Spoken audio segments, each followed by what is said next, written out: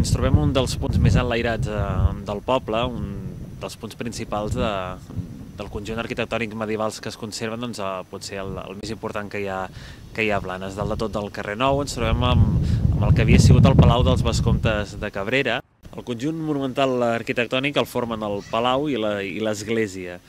Originàriament es va bastir als voltants de mitjans del segle XIV, el 1319 és quan la parròquia de Blanes s'independitza de la de Tordera, antigament pertanyia a Tordera. A partir d'aquesta data decideixen construir-ne una de pròpia.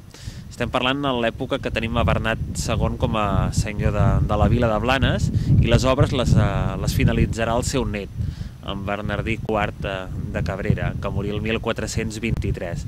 En la construcció de la parròquia sembla ser que hi intervé un arquitecte molt prestigiós a l'època, que és l'Arnau Bargués, que havia sigut, per exemple, el constructor del mestre d'obres de la catedral de Barcelona.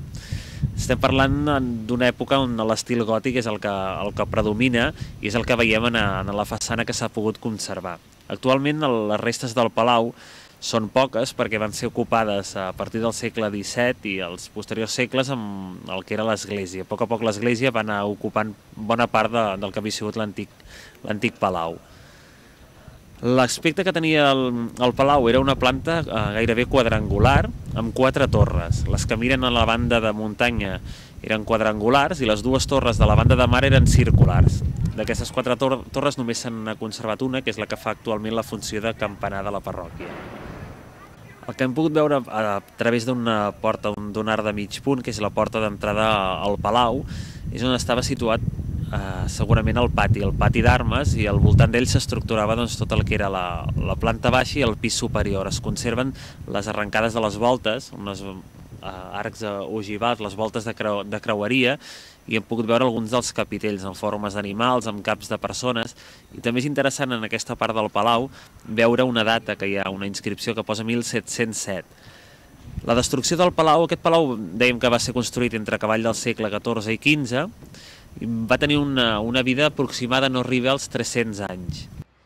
Era la residència dels Vescomtes de Cabrera, sobretot en Bernat Joan de Cabrera i Violant de Prades. Bernat Joan, que era fill de Bernardí de Cabrera, va ser la seva residència predilecta. Quan va estar empresonat Bernat Joan, que recordem que va ser el constructor de la font gòtica, la seva esposa residia al palau i des d'aquí feia les gestions per tal de poder-lo alliberar. A més, el palau ha tingut uns hostes una miqueta d'excepció, com poden ser el Benet XIII, que es va l'autoanomenat Papa Lluna, també l'emperador Carles V, Carles I de Catalunya, també es va hospedar aquí, el rei Joan i el rei Martí també van venir al Palau de Blanes. S'explica del Papa Lluna que durant la seva visita va fer obsequi d'un calze. Durant molts anys la parròquia el va conservar. Al segle XVII, i és quan podem dir la decadència, s'abandona i fa la funció d'una caserna militar. Durant la Guerra dels Segadors, cap al 1650, pateix un atac de les tropes castellanes que gairebé el destrueixen, i després, a finals del segle, el 1694, l'exèrcit francès el dinamita. Per això trobem aquest aspecte que es veu com mig ruïnós, que semblen unes ruïnes, i està gairebé la façana, la veiem molt fragmentada, no? I l'any 1707, com es pot llegir en aquella inscripció, és l'any que van reconstruir una miqueta, van consolidar les restes perquè no caigués a terra.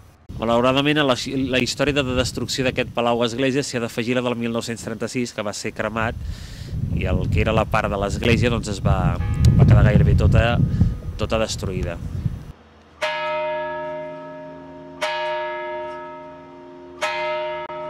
És potser el màxim monument que tenim que ens recorda la presència dels Vescomtes de Cabrera i la importància que tingué Blanes a l'edat mitjana, com un punt estratègic, sobretot un punt on hi havia unes drassanes molt importants de construcció naval i residència dels Vescomtes durant forces dècades.